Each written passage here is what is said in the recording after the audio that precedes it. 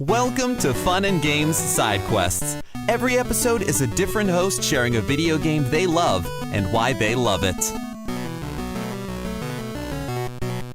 Hi, I'm Jonah Gomez, a founder, creator, and the godfather of the Great Game Debate podcast and Discord.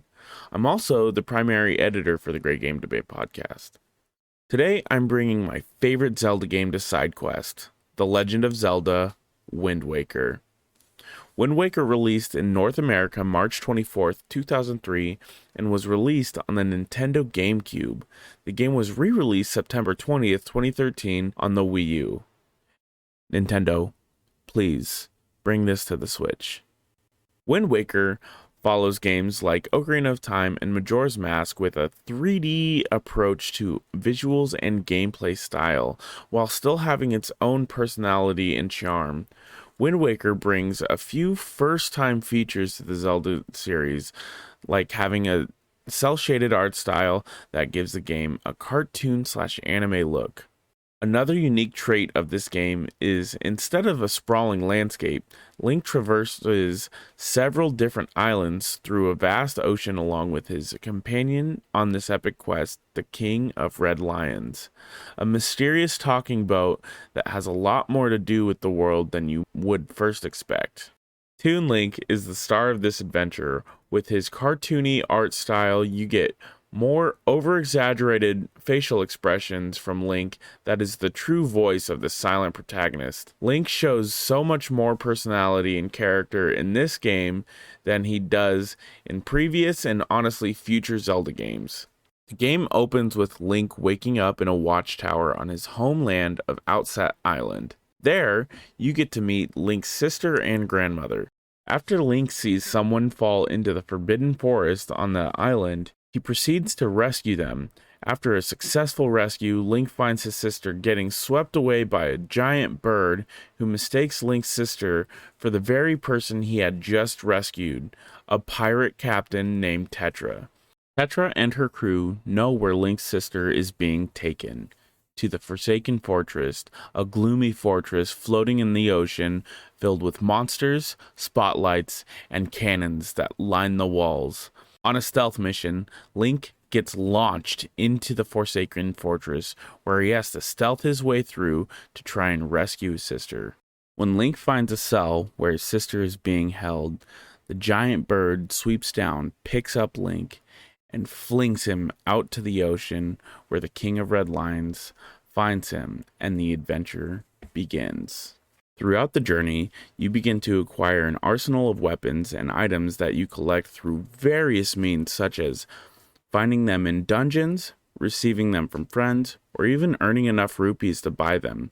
One of these items is the Wind Waker, Conductors Baton, that allows Link to change the direction of the wind, summon a typhoon to sweep him away to various places on the map, or even take over the minds of companions to control their character through later dungeons. Let's move on to why Wind Waker is my favorite Zelda game.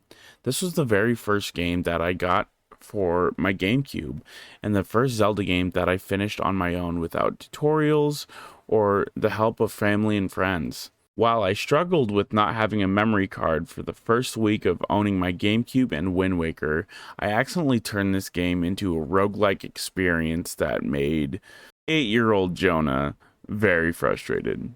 That being said, the adventure that you go on with Link and his companion, the King of Red Lions, learning about his true identity, finding secrets about the world above and below the surface of the ocean, is some of the most fun I have had playing Zelda as a kid and as an adult.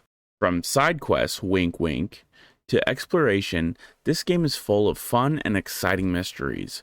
For instance, finding an island with a talking door that doesn't allow you to enter without a letter from the teacher on Windfall Island. Once you enter this abode, you find a slide puzzle on the wall, but also access to an underground location that have zombie-like creatures called Re-Dead. Now, if that isn't a spooky little twist for a fun, lighthearted Zelda game, I don't know what is.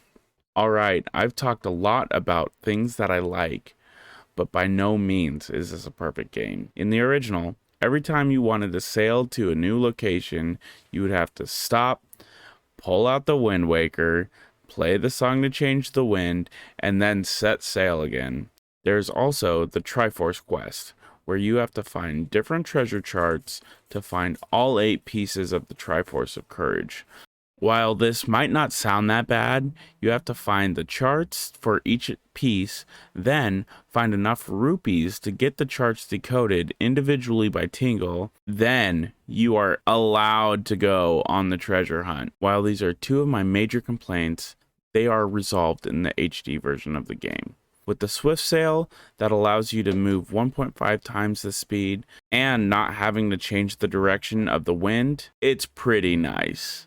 The Triforce Hunt is also trimmed down to just finding 2 of the charts that need to be decoded, and the rest are just in treasure chests in several islands around the world. They are also on a ghost ship.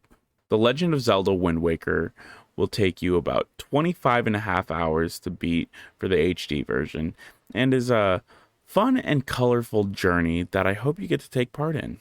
My name is Jonah Gomez, and here from Fun and Games, as well as the Great Game Debate, as always, happy gaming.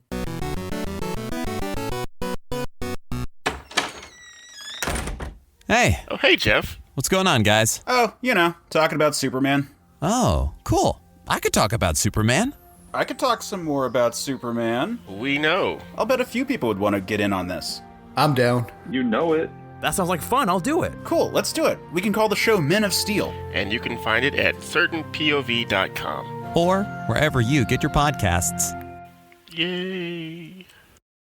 CPOV. CertainPOV.com.